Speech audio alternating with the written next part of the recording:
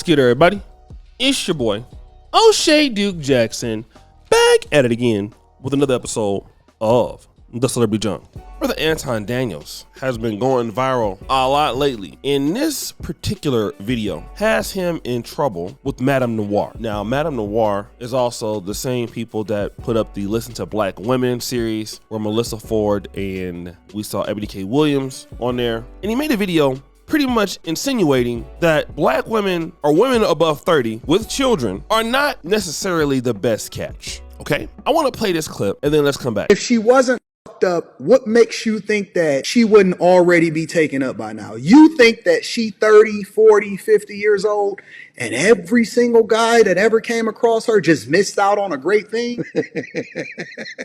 Come on, y'all. Can we really have a real conversation? Every single guy through her entire existence on the face of this earth, they just fumbled. They didn't know what they missed out on. Everybody was crazy. And you the one that discovered the diamond that's been visible for the whole world. She on social media. She had all of the hot spots. She making herself available. And you the one that just discovered her, even though she had children by 3 different dudes. All of them didn't want her. Her daddy don't want her. Her mama's disgusted at her. Her grandmothers keep trying to hold her accountable. She done busted down for God knows how many different guys. And you think that she was just hiding in plain sight and God put a veil over every guy's eyes that passed over her before he got to her, and then y'all let these simp coaches, man, listen, it's okay to get with that woman. You just missing out on a good thing. Then how come everybody else before me didn't see it? So let me kind of read the response that Madame Noir took. So they say this, listen to this. Men like Daniels and his disciples will perpetuate the view of black women as the problem, especially women with 1 or more baby daddies, but don't know what the woman experienced. They slam black women for not selling with BS men, but put up with women like Kardashians, baby mamas on pedestals. However, some men fail to realize the standards placed on black women in romantic relationships compared to women of other ethnicities. For example, among Mexican Americans and whites, much of the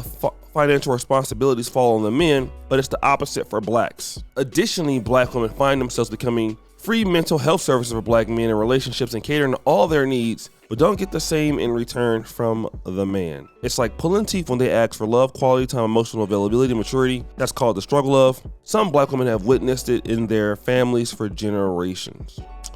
Oh boy. Again, you put this video out of the guy, and then you write an article discussing everything except for what the guy is addressing. Let's deal with the first part, okay? Men like Daniels and his disciples perpetuate the view of black women as a problem, especially women with 1 or more baby daddies, but don't know what the woman experienced. First of all, I don't think I ever heard him say black women at all, but we can infer he says black women. He's talking about this individual lady. That is what he's talking about, regardless of race, but we can infer it could include black women. And what he's talking about is, for that particular person, why is she not successful? All right? These are the same things that we judge men on. So if black women are doing better than black men, let Madame Noir tell it, then why are they not doing very well?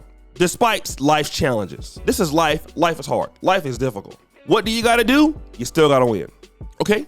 Now, if they have 1 or more baby daddies, that would go to their decision making. Wouldn't it not? Wouldn't that not infer that the lady could not pick the right guy in the first place, or she was not available, or the guy who was worth the investment didn't want to be with her? Because if she has multiple baby daddies, it must mean that to the top guys out there who most likely saw her being visible, passed.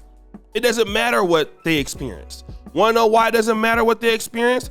Because it doesn't matter to you what a man experienced. Does it? You want a man that produces. I'm sorry. For a lot of men, it don't matter what you experienced. It matters, can you produce? That's the same thing that you judge men on. You don't really care if the guy was abused. You don't really care if the guy was homeless. You don't really care if the guy had struggles. All you care now is that he's good now. He can provide now. Now, here's what men are looking at the same thing now. Men don't really want to hear, and I'm sorry.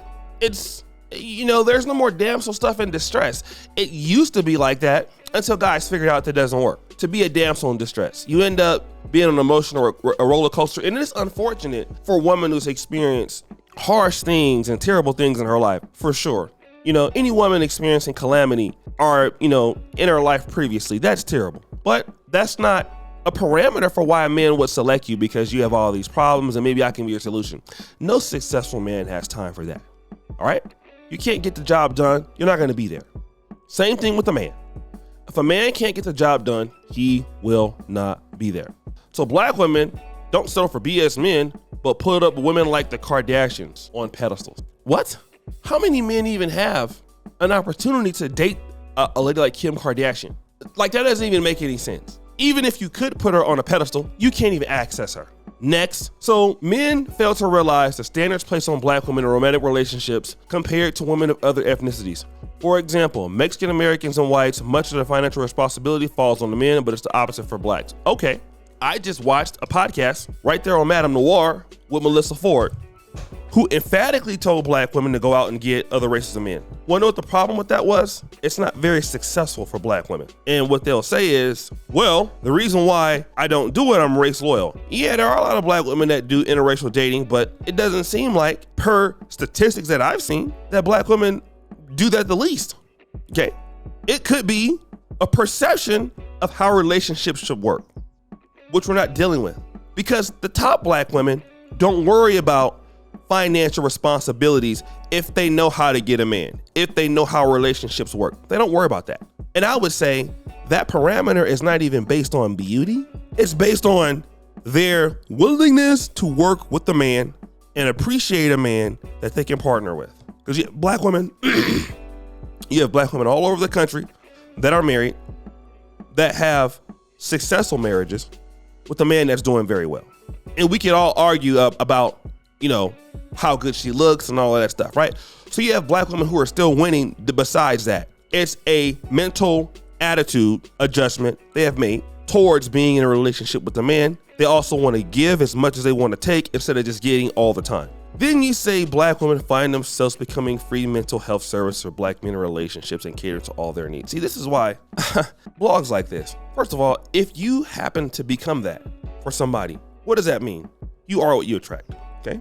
Want to know, if you're such a great lady, you don't even consider being a mental health service for a black man because you don't need to do it because you're already going to be taken. This is the whole entire point. Black women who are being successful in relationships are not mental health services for anybody, okay? Let that be known. They don't even worry about this argument. They're competitive candidates for either long-term relationships or marriage or both.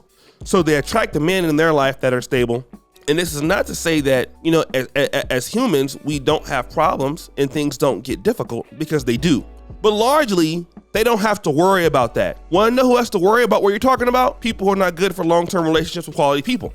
That's the result that they get. When you're not good and you're not competitive in relationships, regardless of your race or color or creed, you end up doing stuff like that. Then you're blaming the candidates for why that's the case, instead of blaming yourself for even being around those kind of people. It's like in business. I used to hear people complain about the quality of their partners, the quality of their opportunities, until they got to a point where I was like, you know what? What about you as an individual? If you have shitty opportunities, what does that say about you? It means that, well, you don't deserve to be at the top, regardless of race, gender, creed, whatever sexuality.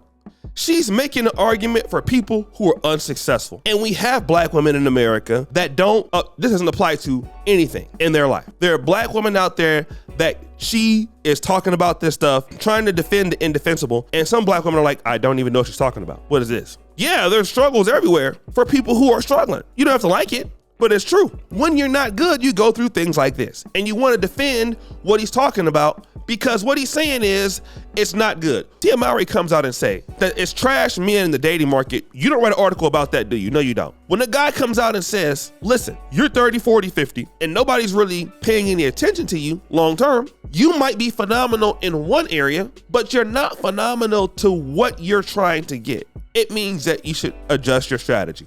But you take umbrage with that, and then you want to be mad at him for saying something that we all know is true in human behavior. What did Manny Fresh say? If you could, you would. You can't, so you ain't.